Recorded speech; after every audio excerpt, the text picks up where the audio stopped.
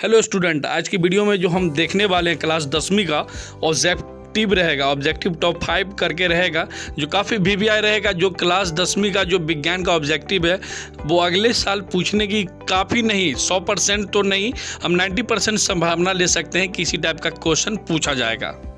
चलिए पहला क्वेश्चन को देखते हैं। पहला क्वेश्चन क्या कह रहा है, इसका हमें आंसर बताना है। पहला क्वेश्चन है कि गोलीय दर्पण के परावर्तन पृष्ठ की वृत्ताकार सीमा रेखा का व्यास क्या कहलाता है। ये क्वेश्चन बोल रहा है कि कोई गोल ऐसा दर्पण है, उसके पृष्ठ की वृत्ताकार की यानी कि वृत्त के आकार का उसका सीमा रेखा है, उसका व्यास क्या कहलाता है।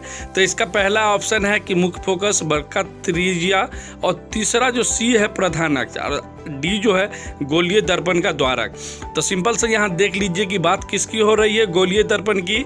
तो यहाँ जो है गोलीय दर्पण का ही आंसर यानी कि डी होगा, गोलीय दर्पण का द्वारक। अब नेक्स्ट क्वेश्चन की ओर बढ़ते हैं। अब यहाँ देखिए दूसरा क्वेश्चन क्या कह रहा है कि क्वेश्चन ये कह रहा है कि किस दर्पण में बड़ा प्रतिबिंब बनता है। यानी कि कोई आईना है, दर्पण है, उसमें कौन सा ऐसा दर्पण है जिसमें बड़ा प्रतिबिंब बनता है।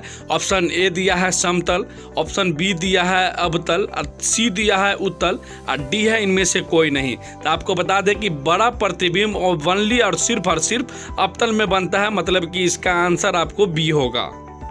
वही अगर आप तीसरा क्वेश्चन की ओर चलें तो तीसरा क्वेश्चन क्या देखेंगे कि पादप में जाइलम उत्तरदायी है। यानी कि पादप में जाइलम जो है क्या चीज़ के लिए उत्तरदायी है, ये आपको देखना है। तो यहाँ सबसे पहले ये ध्यान देना होगा कि किसके लिए है। पहला ये है कि जल के बहन के लिए, भोजन के बहन के लिए, और अमीनो अम्ल के बहन के लिए, और ऑक्सीजन के बहन के लिए। तो आपको देखना ये होगा कि इसका आंसर क्या होगा। तो आपको बता दें कि पादप में जाइलम आपको मालूम होना चाहिए कि जल के बहन के लिए ही उत्तरदायी है, मतलब कि इसका आंसर आपको ए होगा, जल के बहन के लिए उत्तरदायी है। भाई अगर हम अगले क्वेश्चन की ओर बढ़े तो अगला क्वेश्चन है कि प्रकाश संश्लेषण होता है। प्रकाश संश्लेषण अब कहाँ होता है। पहला ऑप्शन ए है कि कवकों में, बी है जंतुओं में, और सी है हरे पौधे में, और डी है परजीवियों बिलों में। मतलब कि आपको मालूम होना चाहिए कि ये जो प्रकाश संश्लेषण है कि भोजन यानी कि पेड़ पौधा भोजन प्रकाश संश्लेषण के द्वारा जो बनाता है, ये किस में होता है।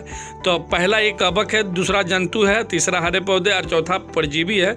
तो इसका आंसर आपको सी होगा, क्योंकि ये सिर्फ और सिर्फ जो है प्रकाश संश्लेषण जो होता है हरे पौधे में। तो इसका आंसर आपको सी होगा, हरे पौधे में, यही इसका राइट आंसर है।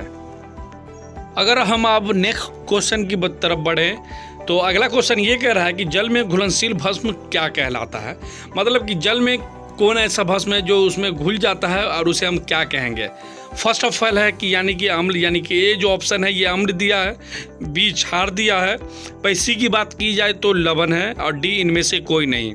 तो आपको ध्यान मालूम होना चाहिए कि जल में जो घुलनशील भस्म जो होता है वो क्षार होता है। मतलब कि इसका जो ये आंसर होगा ये बी होगा, यानी कि क्षार ही जो है जो जल में घुलनशील भस्म है।